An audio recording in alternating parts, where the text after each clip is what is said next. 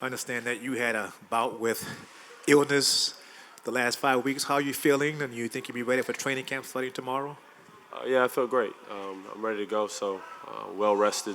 I had a great summer training, getting better with my new teammates. So I'm ready to go. Yeah, I feel 100%. I feel 100%. So no excuses. We're ready. So yeah. Patrick, we were Patrick, we were talking to Milos earlier about when you and he played together, and whether you had anything to do with recruiting him. What was he like to play with, and what should we expect from him here? It was, he's a pass first guard, so it was real easy playing with him because you got all the shots from him. I said it before. I think he's one of the best passers in the world, and with the open gyms that we've been having, and these guys up here can verify it also that he makes plays that never really seen anybody really make. So he's going to be a good piece of this team, and we're actually fortunate to have a player like that on this team. This question is for Patrick. First of all, welcome to LA. You've been pretty busy on social media. I noticed that LeVar Ball has sent out a tweet about Lonzo worrying about another player, but then you responded and basically said you got to see him, you got to see you first. Did you feel a bit of disrespect when you saw that tweet is why you responded, or being overlooked? No disrespect, not overlooked. It's just I just feel like I speak for most of the guards. We've been so busy this summer with family and all that stuff that we really couldn't address. I mean, it's a lot of pressure on them, of course, to be successful in this league, and especially in the West, it's hard with so many guards. And he opens up, with the LA Clippers. It's gonna be fun. It's gonna be real fun. Dean Wall, 5 Magazine.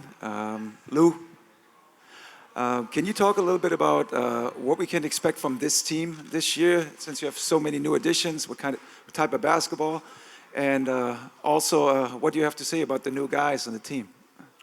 It should be an exciting year. Obviously we have a bunch of new pieces, a few guys that came over with me from Houston, and the core group that they had here in LA for a number of years now, and putting all that together. So it's going to be an exciting time. It's an opportunity for us all to grow together. Look forward to getting on a plane to Hawaii and have Doc put all of these things together. But this has been an accomplished team before we got here, and we look to build it and we look to grow on that. This is for all three of you guys. You guys are basically the new backcourt for the Clippers. How long do you think it'll take for you guys to kind of click and make it work, and how much do you look forward to making it work together?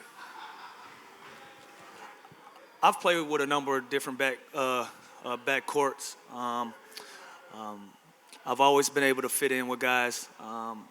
Always been a chameleon, been able to adapt to any situation. For me, my role stays the same.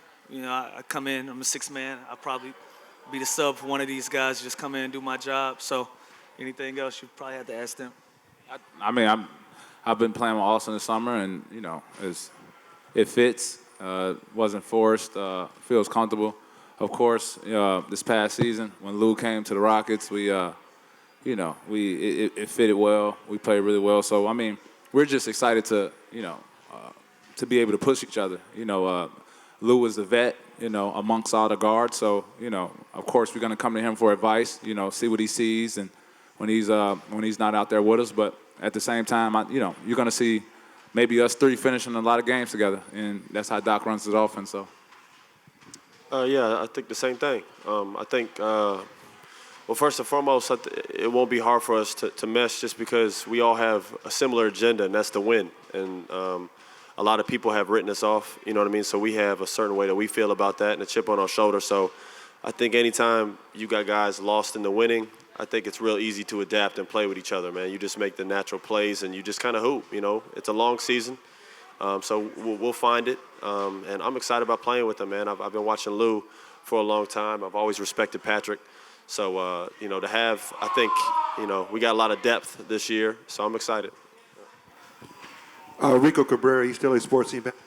For Lou, but also for a question for Austin and then for Patrick.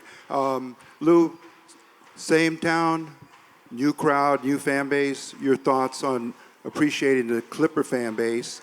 And any input you can give us when you sat down with Doc Rivers prior to coming, or when you came and signed, and his expectations and your expectations. And then for Austin and Patrick, you guys are all playing in the NBA. You know each other as opponents now. Give us your thoughts on being on the same team and as teammates, okay? Yeah, same town. Obviously, the fan bases are a little different. I look forward to Clipper Nation getting used to me. Obviously they've dealt with me on the other side of the ball and things of that nature. But I look forward to creating just creating a good vibe with Clipper Nation. Obviously me coming from the Lakers and just my conversations with Doc. The first time I spoke to him, he said, "Listen, man, I know who you are. I know what you do. Come in and just do your thing and just be who you have been for the past few years of your career." And that's all he's expected of me.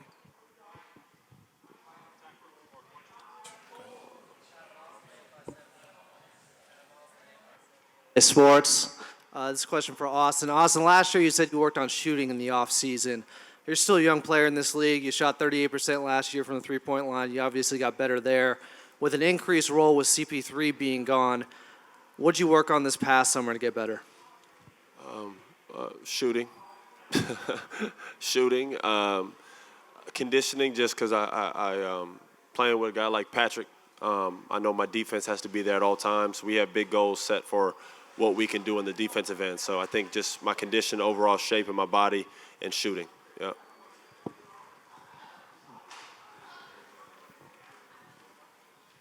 Yeah, that's Blake Griffin for everybody. Hello, my name is Arthur Pooh from Spark Sports. How y'all doing? Briefly, Pat, you mentioned on the Woj pod a few weeks ago how you were hoping to change the Clippers culture into more grittier. How have you? What are some of the goals that you are putting in to accomplish that goal? And also as for Lou and also Austin. I don't. It's not a specific thing you can actually just put in.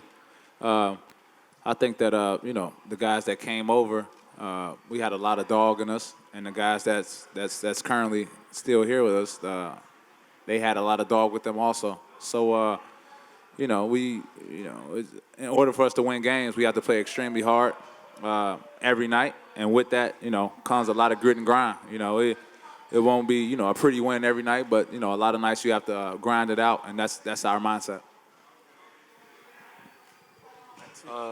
Yeah, I mean, again, I'm just excited about playing with these guys, man. It's a big opportunity for all of us. Obviously, all three of us come from teams where winning is familiar. So that's what we are all focused on, is just keeping that familiar, man. That's it. This is not a rebuild or anything of that sort. That's not our goal. Our goal is to pick up where we left off, I guess, before the playoffs, and that's to be an elite team and then try to do something different. And we got, a different team, man. So there'll be a lot of different things about us. I think we do have more grit. We added professional elite scoring. So we got guys who can run and gun, shoot. So I think we'll be playing a lot faster this year. So, there'll be a lot of changes, man, and I think it'll work. 2 more questions. Angel Viscara, KABC. Just quickly wanted to hear from maybe even all three of you what your thoughts or support are of the NFL protests which took place yesterday. And also in contrast with that, the NASCAR statements have come out of NASCAR talking about, players who protest or racers who protest may be punished or fired. So any thoughts on that? I'm going to get that to Lou. Yeah, it's all on Lou, brother. As far as the protests go, I just want us all to be mindful of, how it started. This is about, police brutality and everybody looking for equality. I think yesterday's protest was a direct response to what the president said. I just want us all to be mindful of how this stuff started in the first place. And, if we're going to protest something, I want it to be for the actual issues at hand, and instead of just being spiteful. So. And NASCAR, what did NASCAR do? What? They said they were going to fire the racers. Salute the NASCAR. We didn't expect them to. Yeah, NASCAR has an opinion about It's a different, yeah. it's a different culture over there. So it's I'm not I don't really have anything to respond about them, but Well, actually, Austin, along those lines, your owner tweeted something about Donald Trump's comments over the weekend. What were your thoughts about your owner kind of putting himself into this? What did he tweet? Basically, that it should be inclusion and should allow athletes to talk about situation, not try to get them to be quiet. And I thought that was a big, bold move by Steve Ballmer. What do you think about that, since you do know him? Well, Steve is obviously he didn't become Steve by not obviously acting on his own passion, and he says what he feels, and a very knowledgeable person, and for I think for us individually, and I think for every athlete and person in general, everybody has a right to speak on how they feel, and everybody has a freedom of speech, and I think what's going on right now, again, I think Lou really just kind of hit it on the head as far as a lot of attention is being on who is kneeling and who is sitting down instead of why, you know what I mean?